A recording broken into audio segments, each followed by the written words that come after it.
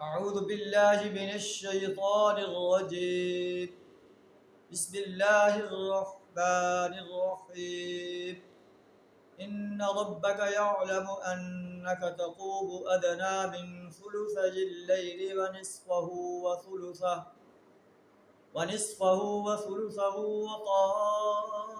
وطائفة من الذين معك والله يقدر الليل والنهار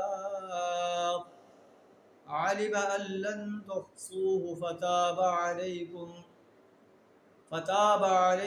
فاقرؤوا ما تيسر من القرآن علم أن سيكون منكم مرضى وآخرون في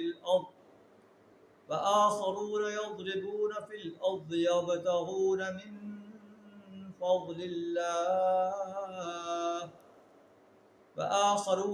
وآخرون يقاتلون في سبيل الله فاقرؤوا ما تيسر منه وأقيموا الصلاة وآتوا الزكاة وأقرضوا الله قرضا حسنا وما تقدموا لأنفسكم من خير تجدوه عند الله هو خيرا وأعظم أجرا واستغفروا الله إن الله غفور رحيم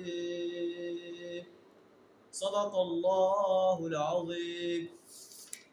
سورہ المزمل کی آیت نمبر 20 آپ کے سامنے تلاوت کی۔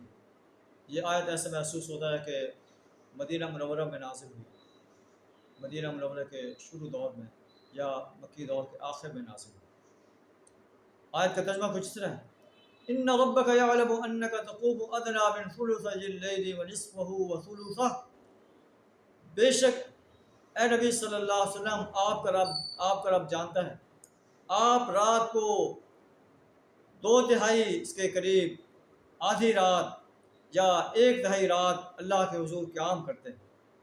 قرآن میں شروع میں آتے ہیں یا ایھا المزمل، اے اوڑھ لپیٹ کر سونے والے، قم اللیل الا قلیلا، رات کو قیام کرو مگر تھوڑا، نصفہ او انقص منہ قلیلا، آدھی رات یا اس سے کچھ کم، او زد علیہ یا اس سے زیادہ کر دو، ورتل القرآن ترتیلا، قرآن کو ترتیل کے ساتھ پڑھو۔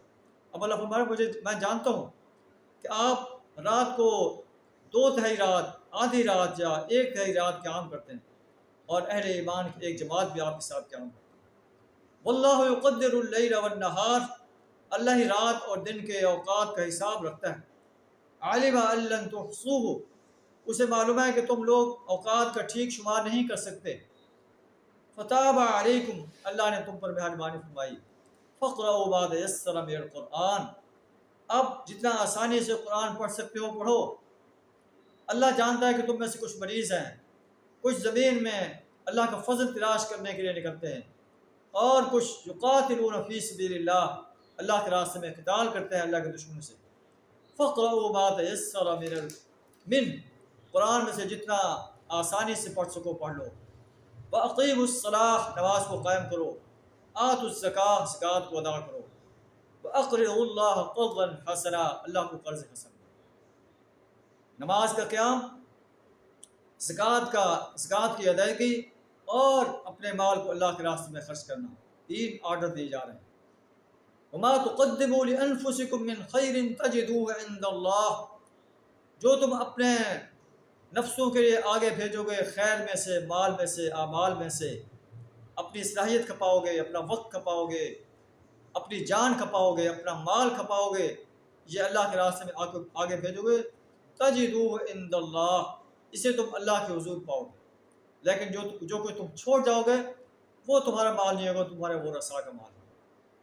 تو ہم دیکھیں کہ ہم کیا کرتے ہیں، ہم اپنے بینکس میں اکاؤنٹ بنا کر رکھتے چلے جاتے ہیں، اللہ کے راستے میں خرچ نہیں کرتے۔ جان رکھو جو کچھ اللہ کے راستے میں خرچ کر رہے ہیں وہی ہمارا آخرت کا اکاؤنٹ ہے، جو ہم چھوڑ کر جا رہے ہیں وہ ہمارا نہیں ہے، ہمارے ورثاء کا۔ اب ہماری اپنی ڈسکریشن ہے کہ ہم مال اپنے لیے پسند کر رہے ہیں، اپنے ورثاء کے لیے پسند کر رہے ہیں۔ زیادہ سے زیادہ مال اللہ کے راستے میں اللہ کے دین کو غالب کرنے کے لیے خرچ کرو، فقراء و مساکین پر، قریبی رشتہ داروں پر، اپنے اہل و عیال کو خرچ کرو، اہل و عیال پر خرچ کرو، یہ اللہ کے حضور پاؤ گے۔